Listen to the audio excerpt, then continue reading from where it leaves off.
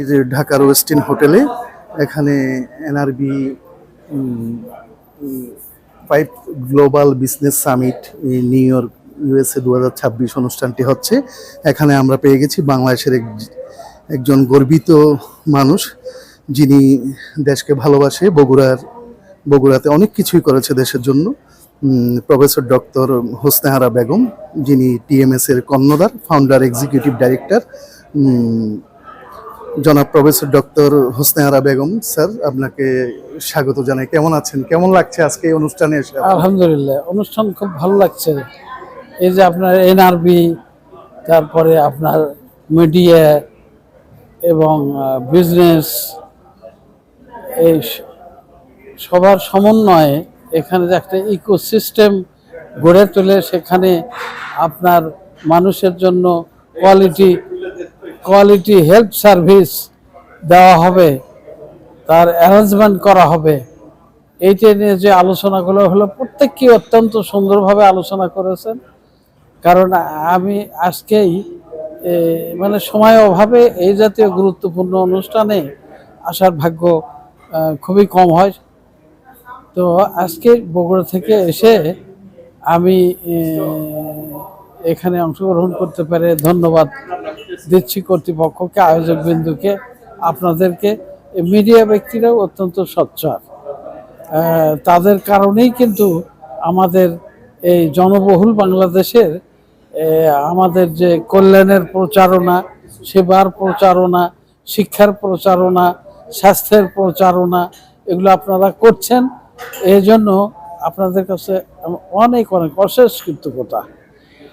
আর আমি আহ্বান করব আপনাদের মাধ্যমে এই ধরনের ভালো মনের মানুষদেরকে, তারা বগুড়ায় আসুক, এসে তারা দেখুক আমাদের টিএমএসএস মানে ঠ্যাঙামারা মহিলা সবুজ সংঘ, এটা জন্ম দিয়েছে কিন্তু স্ট্রিট বেগার মহিলারা, একদম এত তৃণমূল পর্যায়ের মানুষেরা কিভাবে আপনার হলো উন্নয়নের জন্য, স্বাবলম্বী হওয়ার জন্য, শিক্ষা দীক্ষা গ্রহণ করার জন্য তারা এত আগ্রহী হয়, এত পরিশ্রমী হয় এবং কৌশলী হয়। অনেক প্রতিকূল পরিবেশে তারা আজকে একত্রিত হয়ে এটা করেছে। আমি তাদের এই উদ্যোগকে বেগবান করার জন্য, ফর্মালাইজ করার জন্য 1980 সাল থেকে এখন পর্যন্ত আমাদের 43টি শিক্ষা প্রতিষ্ঠান, বিশ্ববিদ্যালয় সহ, এবং medical college, nursing college, engineering college, আপনার হসপিটাল, সে হসপিটালে বহুমুখী চিকিৎসা, হাজার হাজার রুগী, হাজার হাজার মানুষ তারা সেবা গ্রহণ করছে। মানুষও সহযোগিতা করছে। যাদের পকেটে পয়সা আছে তারা দিচ্ছে, যাদের পকেটে পয়সা নাই তারা বিনা পয়সায়, সামান্য পয়সায় তারা চিকিৎসার সেবা সুযোগ পাচ্ছে। এই যে একটা আপনার মানব সেবার ইকোসিস্টেমের জন্ম হয়েছে, এই অবস্থানটা আপনার যে সমস্ত মানুষের দ্বারা হয়েছে, সেই মানুষগুলোই কিন্তু সেই জাতীয় মানুষই আজকের এই সামিটে, গ্লোবাল হেলথ সামিটে ঢাকার ওয়েস্টিন হোটেলে তারা সমবেত হয়েছে। তো তাদের প্রত্যেকের কথা অত্যন্ত ভালো লেগেছে। আর এইভাবে যদি আমাদের কাজ হয়, আমাদের ইনভেস্টমেন্টটা যদি হয়, আমাদের হিংসা বিদ্বেষটা আমরা যদি সরে ফেলে দিতে পারি, দিয়ে আমরা জাতীয় ঐক্য দেখাতে পারি, সেক্ষেত্রে আমাদের ইনভেস্টমেন্ট বেগবান হবে। নচেত কিন্তু ইনভেস্টররা, আমাকেও অনেক ইনভেস্টর বলেছে যে তোমাদের এই যে উত্থান পতন, এখানে তো আমরা সাহস পাই না। তা আমরা বললাম, তোমরা তো একসময় বলতে যে ডেমোক্রেটিক গভর্নমেন্ট এলে তোমরা করবে, তো বলছে তা ঠিক আছে, কিন্তু এই যে একটা বিশাল একটা মানুষকে, জনগোষ্ঠীকে তারা এখন